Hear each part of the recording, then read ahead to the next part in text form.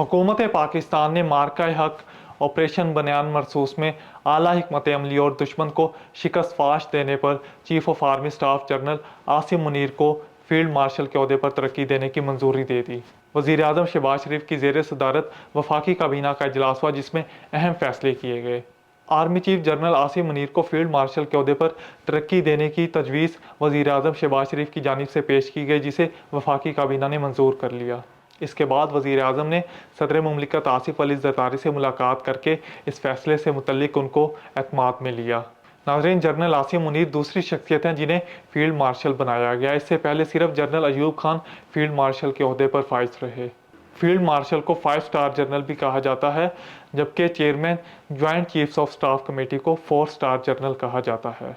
वफाकी काबीना की जानिब से दीगर अहम फैसले भी लिए गए, जिनमें air chief marshal Zaheer Ahmed Babar की मुद्दत मुलाजमत मुकम्मल होने पर उनकी खिदमात को जारी रखने का फैसला किया गया है। नाज़रीन, वफाकी हुकूमत की जानिब से ये फैसला भी किया गया है कि अफवाज पाकिस्तान के अफसरों, जवानों, गाजियों, शोहदा और दीगर शोबों से ताल्लुक़ रखने वाले पाकिस्तानियों को ऑपरेशन बयान मरसूस के दौरान गिरां कदर खिदमात के एतराफ़ में आला सरकारी अवार्ड से भी नवाजा जाएगा।